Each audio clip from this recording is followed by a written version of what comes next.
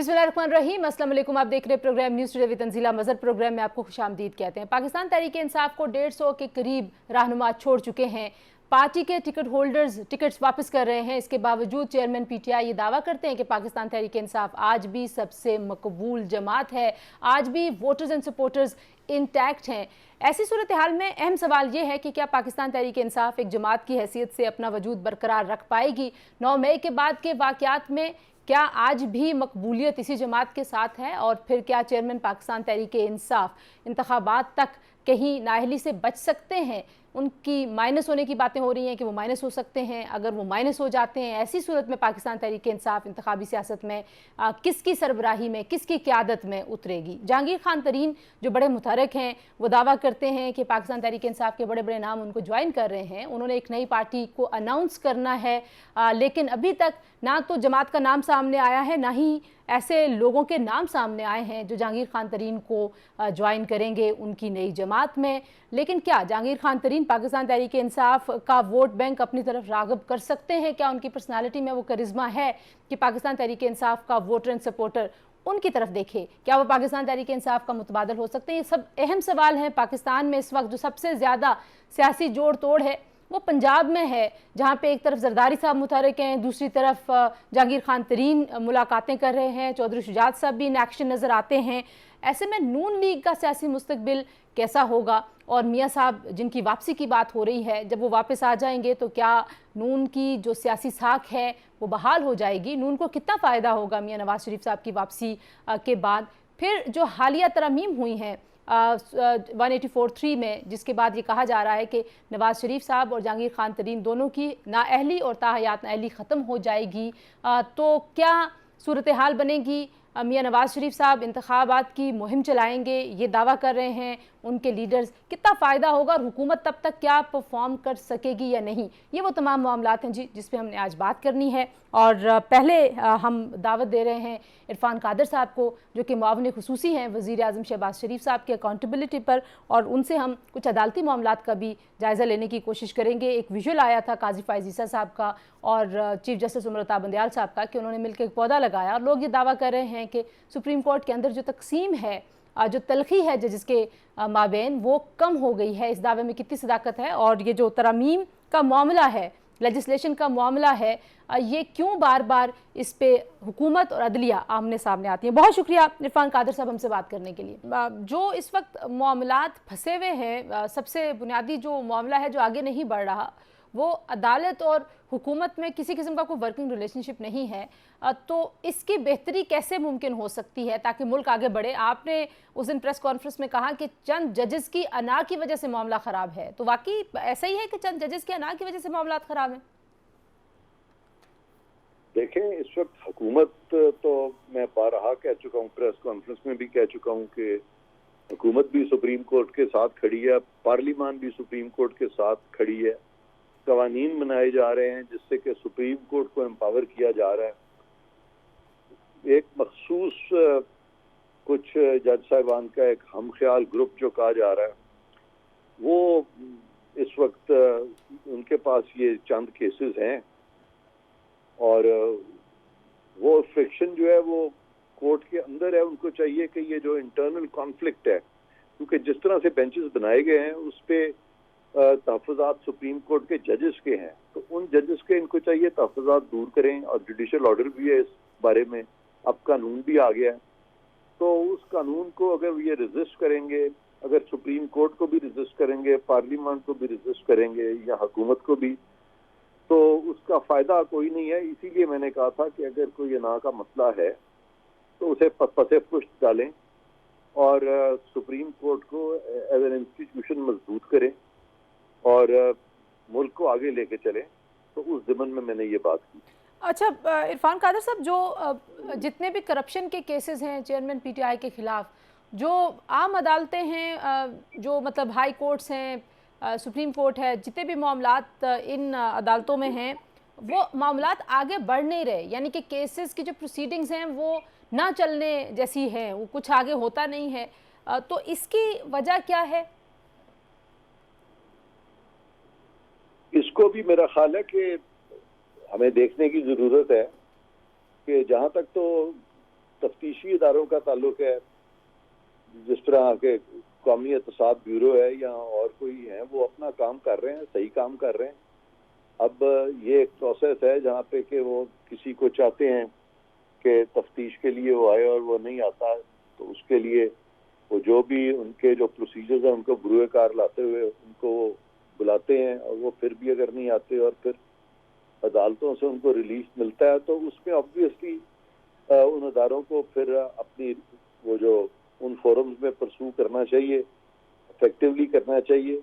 تو وہاں پہ اگر کوئی باٹل نیکس کوئی ایسے ہیں تو بالکل وہ ادارے بھی ہمیں بتا سکتے ہیں، اور ہم کوشش کریں گے کہ وہ باٹل نیکس جو ان کو ریموو کیا جائے. کیونکہ اب آپ احتساب پر معاون خصوصی ہیں وزیر اعظم صاحب کے، ایک بار پھر یہ آوازیں اٹھ رہی ہیں کہ جو احتساب کا عمل ہے، یہ جو کرپشن کے کیسز ہیں، یہ پولیٹیکل وکٹمائزیشن کے لیے ہیں. تو چاہے وہ چودھری پرویز الہی صاحب کا معاملہ ہو، چیئرمین پی ٹی آئی اور ان کی اہلیہ کا معاملہ ہو، آپ کو لگتا ہے کہ جو کچھ نون لیگ کے ساتھ ہوتا رہا ہے یا باقی جماعتوں کے پاس فور دیٹ میٹر وہی کچھ ہو رہا ہے پاکستان تحریک انصاف کے خلاف؟ نہیں، میں نہیں سمجھتا، کیونکہ یہاں پہ نیب جو ہے وہ ایک انڈیپینڈنٹلی فنکشن کر رہا ہے. یہ وہ والا نیب نہیں ہے جو پچھلا نیب تھا، جہاں کے وہ چیئرمین نیب جو تھے اس وقت کے ایک جج صاحب، ان کو پچھلی حکومت جو ہے وہ بلیک میل کر رہی تھی. یہ جو موجودہ نیب چیئرمین ہیں یہ بڑے انڈیپینڈنٹ ہیں. اسی طرح سے ایف آئی اے ہے، اس طرح سے دوسرے اور بھی ادارے ہیں. پھر کچھ معاملات جو ہیں وہ آپ نے دیکھا ہوگا کہ وہ آرمی ایکٹ کے نیچے بھی کچھ افینسز ہوئے ہیں. وہ سب انڈیپینڈنٹلی دیکھے جا رہے ہیں. حکومت اس میں نہ تو مداخلت کرے گی نہ مداخلت کر رہی ہے. تو اس بارے میں تو میں آپ کو یعنی یہ تسلی دے سکتا ہوں کہ کوئی اس طرح کا انفلوئنس نہیں ہوگا کہ اگر پولیٹیکلی کوئی حکومت کے ساتھ ہم آہنگی نہیں رکھتے تو ان کے خلاف پروسیڈ کریں. قطعاً ایسا نہیں ہوگا. کوئی پولیٹیکل وکٹمائزیشن یا اس طرح کی چیز جو ہے وہ نہیں ہوگی. اور ایک جو چیز بڑی انٹرسٹنگ ہے وہ 184(3) میں ہونے والی امینڈمنٹس ہیں، جس کے بارے میں ایک تو یہ کہ وہ متنازع کیوں بن گئیں، چاہے وہ پریکٹس اینڈ پروسیجر والا معاملہ ہو، چاہے وہ اپیل اینڈ ریویو دینے کا فیصلہ ہو.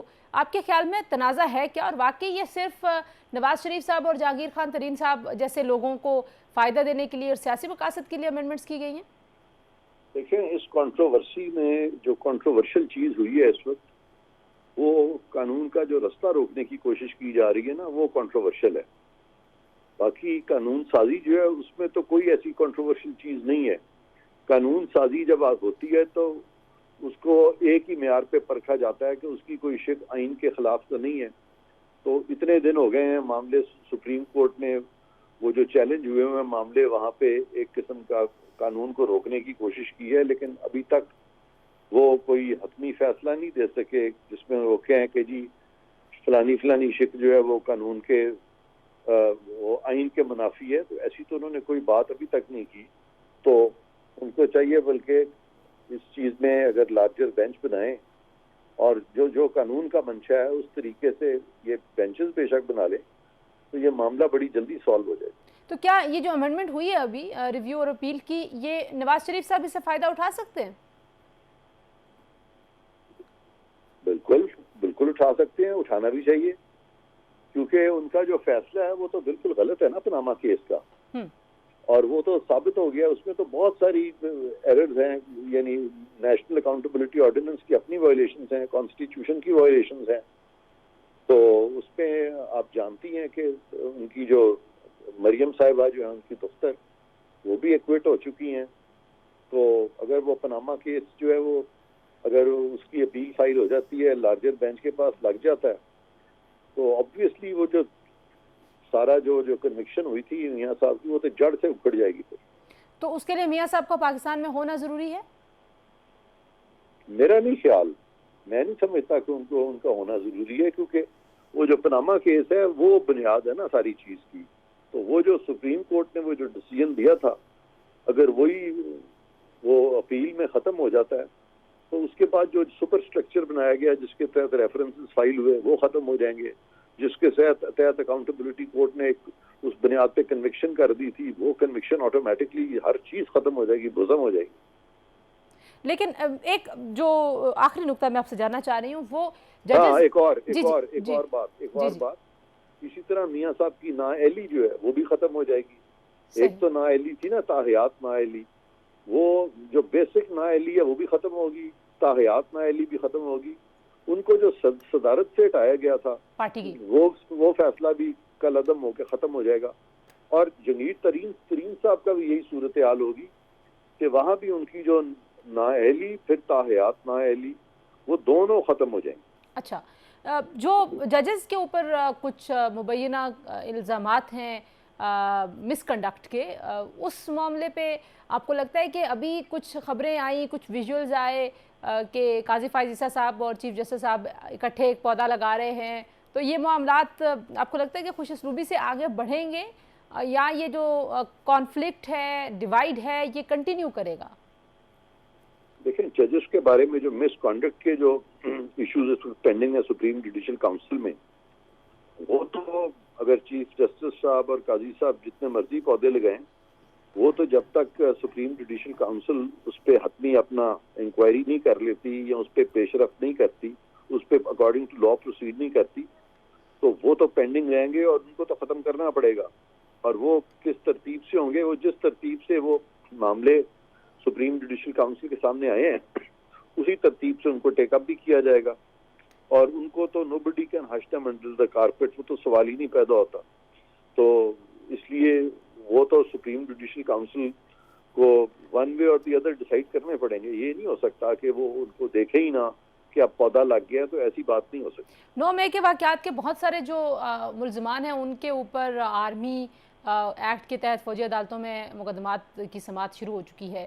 چیئرمین پی ٹی آئی کے حوالے سے ابھی تک کوئی پیش رفت اس ضمن میں کوئی فیصلہ, کیونکہ رانا صاحب کئی بار کہہ چکے ہیں کہ ان کے اوپر بھی چلے گا مقدمہ, لیکن کیسے چلے گا؟ مطلب میں پروسیجر پوچھ رہی ہوں کہ وہ تو اس وقت موجود نہیں تھے, وہ تو کسٹڈی میں تھے. دیکھیں اگر یہ جو کچھ ہوا ہے 9 کو, اس کی تیاری پہلے کی گئی اور سارا پری پلان تھا, اور اس میں جو چیئرمین پی ٹی آئی ہیں وہ اس کو اس کی سارے آپریشن کو وہ ماسٹر مائنڈ کر رہے تھے, اور یہ اگر سارا ایویڈنس اگر سامنے آ جاتا ہے تو پھر تو چیئرمین جو پی ٹی آئی ہیں آبویسلی وہ بھی پھر اسی قانون کے تحت ہی ان کا بھی ٹرائل ہو سکتا ہے. تو میرے پاس تو وہ سارے شواہد اس وقت نہیں ہیں. نیچرلی وہ جو آرمی ایکٹ کے تحت جو بھی فورم ہے جس کو کہ کورٹ مارشل کہتے ہیں, یا وہاں پہ جو بھی انویسٹیگیٹو فورم ہے, وہ اس کو دیکھ رہے ہوں گے. بہت شکریہ عرفان قادر, معاون خصوصی وزیر اعظم ہم سے بات کر رہے تھے جی. اور بریک لیتے ہیں, بریک کے بعد جب واپس آئیں گے تو اسی معاملے سے جڑا سیاسی ماحول کیا بننے جا رہا ہے اس پہ بات کریں گے. ہمارے ساتھ موجود ہوں گے پاکستان کے معروف صحافی, تجزیہ کار امتیاز عالم اور زیغم خان. اسٹے ود اس.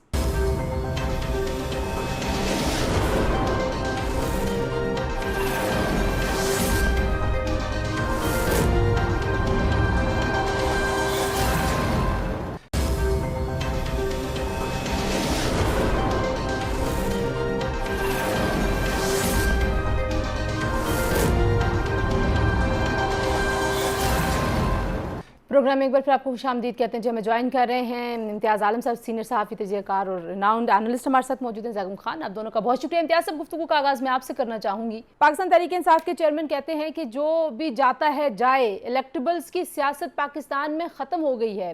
آپ سمجھتے ہیں کہ واقعی پاکستان سے الیکٹیبلز کی سیاست کا خاتمہ ہو چکا ہے؟ میرا خیال ہے کہ عمران خان جو بات کر رہے ہیں اس میں کچھ وزن ہے. یہ نہیں ہے کہ سارے الیکٹیبل جھاڑو سے انہوں نے ایک طرف کر دیے ہیں, کچھ ہیں ابھی, لیکن بنیادی طور پر یہ جو لوگ گئے ہیں اب تک یہ ان کے لیے اہم تو تھے, لیکن ان کی جو بنیادی پارٹی ہے یعنی عمران خان اور عوام اور نوجوان جو ان کے شہدائی ہیں وہ ان کے ساتھ ہے. انہیں دھچکا بہت لگا ہے, ان کا بیانیہ الٹ گیا ہے اور الٹا ان کے خلاف ایک بڑا ریاستی سطح پہ اور حکومتی سطح پہ ایک بڑا خوفناک بیانیہ چل رہا ہے جس کا ابھی تک وہ اس کے سامنے سنبھل نہیں پائے ہیں. لیکن میں سمجھتا ہوں کہ یہ جو طریقے ہیں ہم نے ماضی سے دیکھے ہیں کہ پاپولر لیڈرز کو پھانسی لگا دو یا دائیں ہاتھ نااہل کر دو, یہ ایک بڑی بدترین مثال ہے سیاسی اور جمہوری نظام کو کرپٹ کرنے کی اور اسے خراب کرنے کی, ڈسٹارٹ کرنے کی. اور یہ ہم دیکھ رہے ہیں، یہ پہلی بار ہم نے نہیں دیکھا ہے، ماضی میں بھی دیکھا ہے، اور ایک ہائیبرڈ رجیم ٹوٹا ہے یا بکھرا ہے تو دوسرا ہائیبرڈ رجیم بنانے کی تیاریاں ہیں. آپ بڑی لہک لہک کے بیان کر رہی ہیں، ترین کی کنگز پارٹی آ رہی ہے، فلاں کی کنگز پارٹی آ رہی ہے. اور ترین ورین کے پلے کچھ نہیں ہے، ترین کی تو اپنی سیٹ بھی پکی نہیں ہے. دوسرا یہ ہے کہ ترین کی کوئی اپیل نہیں ہے اکراس تحریک انصاف کے جو نوجوان ہیں یا ان کا جو حلقہ ہے عمران خان صاحب کا، اس میں کوئی ان کی اپیل نہیں ہے. وہ کچھ لوگ کچھ چھوٹے چودھریوں کو اور ذمہ داروں کو آگے پیچھے کر سکتے ہیں، لیکن میں سمجھتا ہوں کہ ترین جو ہے وہ زیادہ سے زیادہ کسی بڑی پارٹی کی بوگی بن جائیں گے. اچھا، یا وہ جائیں گے مسلم لیگ نواز میں جائیں گے، یا پھر وہ چلے جائیں گے پیپلز پارٹی کے ساتھ، یعنی کسی بڑی پارٹی کے ساتھ. ان لوگوں کا اپنا علیحدہ کوئی مستقبل نہیں ہے. البتہ تحریک انصاف میں یہ خدشہ کیا جا سکتا ہے، اور جس کی میں سمجھتا ہوں کہ جو اچھی بات نہیں ہے کہ عمران خان کو کسی طریقے سے نکال دیا جائے سیاسی عمل سے نااہل کر کے، اس کے اوپر ایک kings party P T I کی شکل میں بن جائے. پی ٹی آئی جو زیادہ تابع دار ہو، اس کے لیے گھوڑے تیار ہیں. چودھری پرویز الہی بھی تیاری کر رہے ہیں، اور شاہ محمود قریشی بھی جیل یاترا کر رہے ہیں. اسی لیے کر رہے ہیں کہ وہ اس دن کے انتظار میں تھے کہ عمران خان، لیکن میرا خیال ہے کہ عمران خان کو اگر آپ ملٹری کورٹس میں بھیجیں گے کیس ان کا، تو اس کا بڑا سخت رد عمل ہوگا عالمی سطح پہ بھی. بالکل ٹھیک ہے. اور دوسری بات یہ ہے میں ذرا جو آپ نے ابھی تک بات کی، کیسز میں واپس آتی ہوں آپ کے پاس.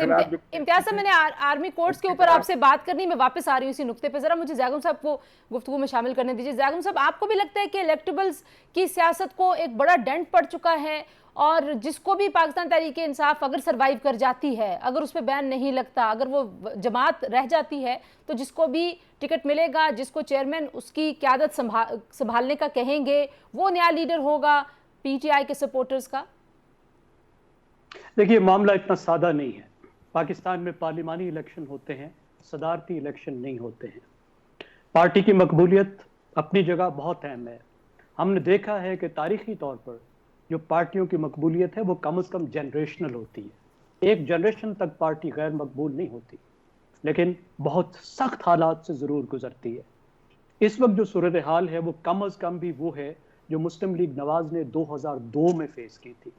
آپ یہ دیکھیے کہ 1997 میں مسلم لیگ نواز نے 2/3 اکثریت لی تھی. بہت بڑی بات تھی، جس کو ہیوی مینڈیٹ اس وقت کہا جاتا تھا.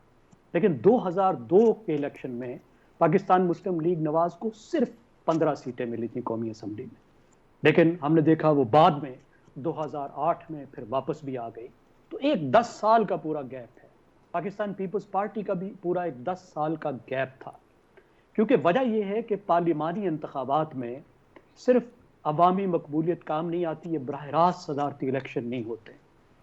یہ جو مقبولیت ہوتی ہے، ایک تو یہ میڈیٹڈ ہوتی ہے، یہ گزر کر آتی ہے پارٹی کے ذریعے سے، اور پارٹی کی دوسری اور تیسری سطح کی لیڈرشپ کے ذریعے سے.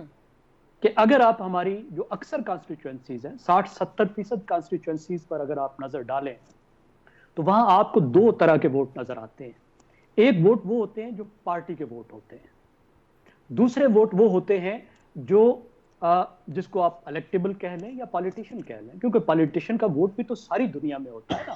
امریکہ ہو یا برطانیہ ہو، تو جو حلقہ ہوتا ہے اس حلقے کے جو تگڑے کینڈیڈیٹ بھی تو حیثیت رکھتے ہیں نا. امریکہ میں بھی رکھتے ہیں، برطانیہ میں بھی رکھتے ہیں، خالی پارٹی تو نہیں ہوتی نا. تو جہاں پہ بھی الیکشن ہوتے ہیں تو الیکٹیبل کا یا کینڈیڈیٹ کا ووٹ پلس پارٹی کا ووٹ پلس اس پورے ایٹماسفیئر کا ووٹ. ایٹماسفیئر کا ووٹ کس طریقے سے کہ جو لوگوں کے دڑے ہوتے ہیں پاکستان میں، کیونکہ ریاست تو کچھ آپ کو زیادہ دیتی نہیں ہے، تو جو ووٹرز ہیں وہ 60% پاکستان میں، رورل پیری اربن پاکستان میں، وہ اپنے گروپس بناتے ہیں، جس کو ووٹ بلاکس کہا جاتا ہے. سوشیالوجی کی زبان میں ہم اس کو دھڑے کہہ دیتے ہیں. اور وہ بلاک جو ہے پھر گفتگو کرتے ہیں کینڈیڈیٹ سے کہ آپ ہمارے لیے کیا کریں. ٹھیک ہے، جو وہ جو گیو اینڈ ٹیک ہے، ظاہر ہے وہ تو لوکل لیول کا جو لیڈر ہوگا وہ اس کے ساتھ وہاں کا ووٹر کرتا ہے. زیغم صاحب، کوئکلی اگر آپ بھی بتا دیں کہ جہانگیر خان ترین پاکستان تحریک انصاف کے متبادل جماعت بنا سکتے ہیں؟ دیکھیے، اس وقت جو ہے وہ جیسے امتیاز صاحب نے بہت اچھی طرح سے اشارہ کر دیا، جو اصل چیلنج ہے وہ یہ ہے کہ جو دھڑے ہیں جو کلیم کرنا چاہ رہے ہیں پی ٹی آئی کا ووٹ بینک، ان میں اکثر وہ لوگ وہ ہیں جن کی کہیں اور جگہ نہیں ہے، اور ان کی خواہش یہ ہے کہ کسی نہ کسی طریقے سے اکٹھے ہو کے جو پی ٹی آئی کا ووٹ بینک ہے اس کو کلیم کر کے اپنی جگہ بنائیں۔ اب اس میں دیکھنا یہ ہے کہ جو پی ٹی آئی ہے، جو اپنے آپ کو اصلی پی ٹی آئی کہلائے گی، جس کو عمران خان کی کچھ نہ کچھ بلیسنگ ہو، وہ کتنا وجود رکھ پاتی ہے، اور جو لوگ اس سے الگ ہوتے ہیں وہ کس طرح کی پارٹی یا گروپ یا کوئی چیز بناتے ہیں۔ میرا خیال ہے یہ والا جو گروپ ہے اس کی ایک محدود اپیل تو ضرور ہوگی، کیونکہ اس میں ٹھیک تکڑے ہے، لیکن یہ پی ٹی آئی کا اور متبادل نہیں ہو سکتا۔ آخری بات تنزیلہ یہ دیکھیے، میرے خیال میں یہ ایک ایسا الیکشن ہے جس میں الیکٹیبل بہت اہم ہونے جا رہے ہیں، کیونکہ ایک جو بہت بڑی پارٹی ہے وہ دباؤ میں ہوگی۔ ہم نے دیکھا تھا کہ مسلسل الیکٹیبل کم سے کم اہم ہوتے جا رہے تھے کیونکہ پارٹیاں تگڑی ہوتی جا رہی تھی۔ ٹھیک ہے، کیونکہ ایک بہت بڑی پارٹی کمزور ہوگی تو الیکٹیبلز اس الیکشن میں امپورٹنٹ ضرور ہوں گے۔ صحیح، پروگرام میں شامل کرتے ہیں ایک بریک کے بعد واپس آتے ہیں، ہمارے ساتھ رہیے۔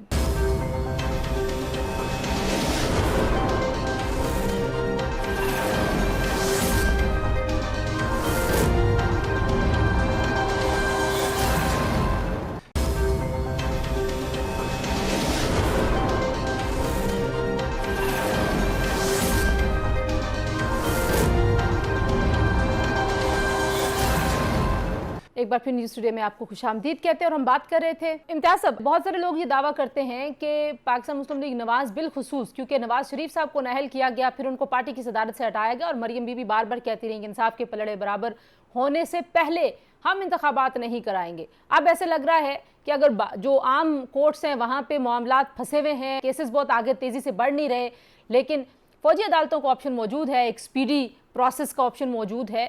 آپ کہہ رہے تھے کہ یہ خطرناک ہوگا، لیکن اس کے علاوہ آپ کیا سمجھتے ہیں کہ جو نواز شریف صاحب کے ساتھ ہوا تھا وہ کیسے جسٹیفائی ہو سکتا ہے آج کے حالات میں؟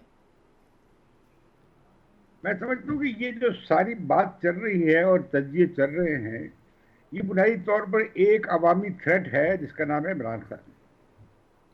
آپ ان کی سیاست، میں تو ان کی سیاست سے اتفاق نہیں رکھتا، لیکن تھریٹ باہر کا کچھ چیلنج ہیں اور وہ چیلنج نمٹنا آسان نہیں ہے۔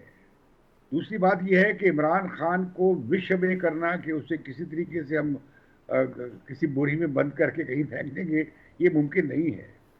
یہ اگر سزائے وزائے ہو بھی گئی تو وہ عدالتوں میں سٹے ہو جائیں گے، تو اگلے 3-4 مہینے میں اگر آپ نے الیکشن کرانے ہیں تو عمران خان ڈسکوالیفائی نہیں ہو سکتے۔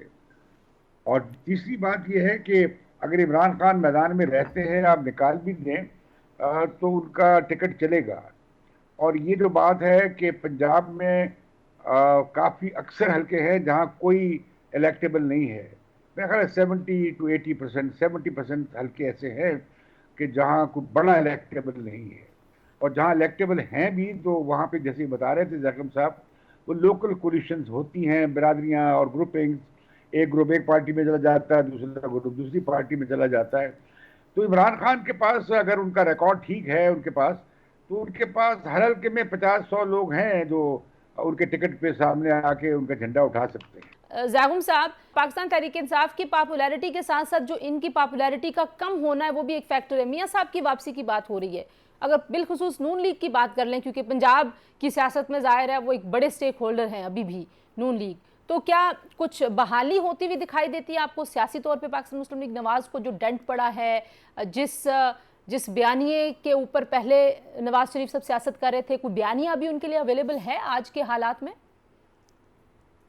دیکھیے، ایک تو میں امتیاز صاحب سے بہت اتفاق کرتا ہوں کہ جتنی پی ٹی آئی نے جگہ بنائی ہے اس کی ایک بڑی وجہ یہ تھی کہ جو دونوں پارٹیاں ہیں یہ غیر مقبول بھی ہوئیں اور یہ ارریلیونٹ بھی ہوئیں، اور میں یہ کہتا ہوں کہ یہ 20ویں صدی کی پارٹیاں ہیں، 21ویں صدی میں آ نہیں سکی، 21ویں صدی کو سمجھ نہیں سکی، نوجوانوں کے جذبات کو نہیں سمجھتی، ان کو اپیل نہیں کر سکتی، ان تک پیغام نہیں پہنچا سکتی، ڈائنیسٹک ٹرانسفر آف پاور جو ہو رہا ہے اس کے ساتھ ابھی تک وہ ایڈجسٹ نہیں کر سکی، ایک نسل سے دوسری نسل میں اقتدار منتقل ہو رہا ہے، اور لگ یہ رہا تھا کہ اگلا الیکشن جو تھا وہ پی ٹی آئی سویپ کرے گی اور ایک طرح کی بی جے پی پاکستان میں بن کے ابھرے گی۔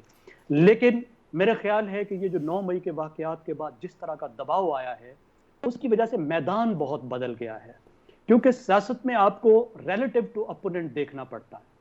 مسلم لیگ نواز بہت غیر مقبول ہوئی، لیکن غیر مقبولیت کا کیا مطلب ہے؟ اتنی بڑی پارٹی ہے تو جو اس نے الیکشن لوز کیے پنجاب میں مثال کے طور پر، پہلے جو بائی الیکشن ہوئے، اس کے بعد جو نیشنل اسمبلی کے بائی الیکشن ہوئے، اس میں جو ووٹ کا ڈفرنس تھا پی ٹی آئی کے ساتھ وہ اس کا 8% تھا۔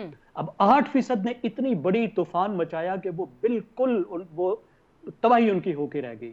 لیکن کیا موجودہ حالات 8% کا ووٹ نہیں ڈالیں گے، فرق نہیں ڈالیں گے؟ میرے خیال ہے ضرور ڈالیں گے۔ مجھے آپ دونوں سے کوئکلی دو باتیں پوچھنی ہیں۔ ایک تو یہ امتیاز صاحب، جو اب اس وقت پنجاب میں جو جوڑ توڑ ہے، نئے دھڑے بن رہے ہیں، بہت سارے لوگ یہ تجزیہ کرتے ہیں کہ یہ نون لیگ کو کہیں نہ کہیں ڈنٹ ڈالتا ہے یہ سارا کا سارا سینیریو۔ اگر پی ٹی آئی مائنس ہو جاتی ہے، چیئرمین پی ٹی آئی مائنس ہو جاتے ہیں تو ان کا ووٹر گھر بیٹھ سکتا ہے، وہ سوئنگ نہیں کرے گا۔ آپ اس سے اگری کرتے ہیں؟ دیکھیے، میں اس طرح کی پریڈکشن نہیں کر سکتا ہوں، ہمارے پاس کوئی اس کا معروضی جائزے کا کوئی ہے سامنے نہیں ہے مواد۔ ابھی کیا حالات ہونے ہیں، ابھی 9 مئی کے بارے میں کس نے سوچا تھا کہ 9 مئی ہوگا تو اس طرح ہوگا؟ اور پنجاب کے جو نوجوانوں کا غیظ و غضب ہے جس پر ہم توجہ نہیں دے رہے، کیا وہ 9 مئی کے بعد اور پکڑ دھکڑ کے بعد ختم ہو جائے گا؟ یہ شک ہے کہ نہیں ہوگا، اور مجھے ڈر یہ ہے کہ کہیں نوجوانوں میں کچھ بڑے سخت گیر یا انتہا پسندانہ رجحان نہ آئے ہیں اگر انہیں کوئی چینل نہیں ملے گا۔ لیکن یہ نوجوان باہر کیف نون لیگ کی طرف نہیں جا رہے۔ ایک بات میں پریڈکٹ کر سکتا ہوں براڈلی کہ پنجاب کے پاس بیلنس آف پاور نہیں ہوگا، اور پنجاب ڈیوائیڈ ہوتا مجھے نظر آ رہا ہے۔ یہ 3 حصوں میں، 4 حصوں میں، یہ 3 حصوں میں تو کم از کم اس میں ووٹ بٹیں گے اور سیٹیں بٹیں گی۔ اب دیکھنا یہ ہے کہ تحریک انصاف کتنی گرتی مار کھاتی کتنی کھڑی ہو سکے گی، میں اس کے بارے میں کچھ نہیں کہہ سکتا۔ ٹھیک ہے۔ دوسری بات یہ ہے کہ جہاں یہ کھڑی ہے نواز لیگ، وہ وہاں سے کتنا اوپر آ سکے گی، مجھے تو ان کی حکومت کی جس طرح کی کارکردگی ہے اس میں نظر نہیں آتا کہ وہ کوئی بہت زیادہ فاصلہ گیپ کور کر سکے۔ بالکل ٹھیک۔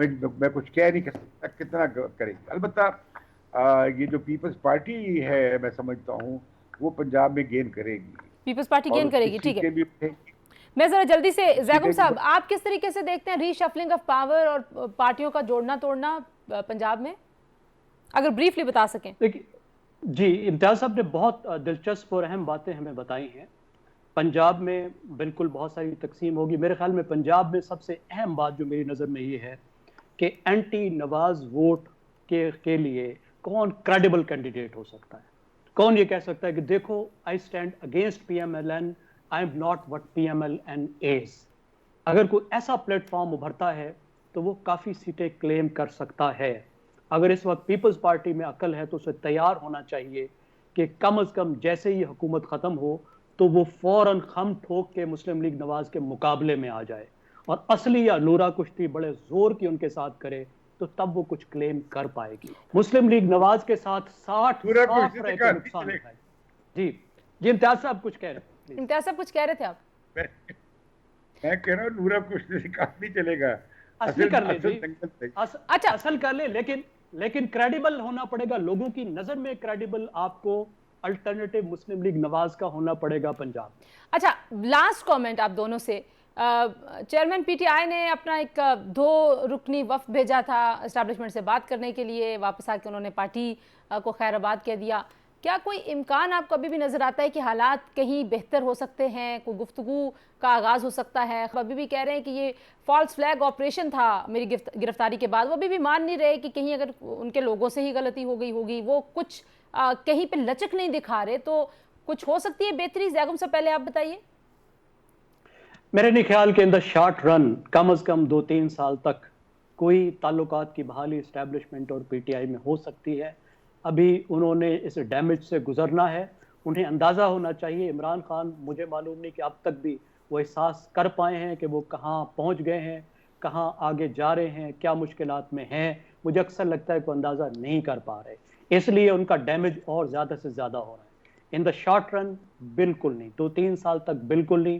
اس کے بعد شاید کوئی راستہ ان کے لیے کھلے اگر انہوں نے سمجھداری سے कोई रास्ता निकालने की कोशिश की तो। इम्तियाज साहब, आप क्या समझते हैं? मेरा ख्याल है कि इमरान साहब खान जो है वो बड़े आदी हैं फ्रंट फुट पे खेलने के, उन्हें बैक फुट पे आना चाहिए। और दूसरा ये है कि कुछ जल्दी नहीं करनी चाहिए, अपनी पार्टी को प्रिजर्व करने की कोशिश करनी चाहिए, अपना डेमोक्रेटिक क्रेडेंशियल्स इस्टेब्लिश करने की कोशिश करनी चाहिए, इसलिए कि लोग तो उन्हें डेमोक्रेट नहीं समझते और उन्हें काफ़ी सिविल सोसाइटी की कुव्वतों की मदद मिल सकती है अगर वो अपनी पोजीशन वादा करे बुनियादी इंसानी हकूक़ पे, अक़लियतों पे, औरतों पे, और जो वो इस मुल्क में एजेंडा क्लियरली ला सकते हों, जमहूरी एजेंडा। और अगर वो वाकई की कह रहे हैं कि सिविलियन बालादस्ती हो तो उसके बारे में वो अपना एजेंडा दे। लेकिन मैं समझता हूँ कि इमरान खान लेकिन साथ में वो ये भी कहते हैं कि ये तो कोई लोग नहीं है जिनसे मैं बात करूं, बात अभी भी मैं एस्टैब्लिशमेंट से करूंगा, तो ये फिर सिविलियन बालादस्ती और ये जो उनका शौके गुफ्तगू है उस तरफ, उसको कैसे आप देखते हैं? ये तो फिर ना करने वाली बात हुई। ये मैं और आप मौलम न बने, इमरान खान का कोई मौलम नहीं है, वो खुद में बहुत ज़्यादा सेल्फ एजुकेशन करते हैं नहीं करते हैं, बात नहीं है। बात ये है कि मेरे पास तो भाई एक हवलदार वाकिफ भी नहीं है कि मैं आपको इस्टेब्लिशमेंट क्या सोचती है, लेकिन तारीखी तजुर्बा ये है कि इस्टेब्लिशमेंट के जो सियासी जायचे हैं वो अक्सर नाकाम रहे हैं। बिल्कुल ठीक। और अगर वो कारगर साबित भी हुए हैं तो वो कामयाब नहीं रहे। तो लिहाजा मैं समझता हूँ कि बेहतर है कि ये सियासी इंजीनियरिंग और रिवर्स इंजीनियरिंग अब बंदी कर दी जाए और लोगों को फैसला करने दिया जाए। हमारा क्या गुनाह है हक के राय दही का। बहुत शुक्रिया जी। सीनियर सहाफ़ी तज़कियाकार इम्तियाज़ आलम मुर्ज़ा खान हमसे बात कर रहे थे। आपने गुफ्तगू सुनी। आज के लिए इतना। इंशाल्लाह अगले प्रोग्राम में आपसे मुलाकात होगी। अपना बहुत सारा ख्याल रखिए। अल्लाह हाफिज़।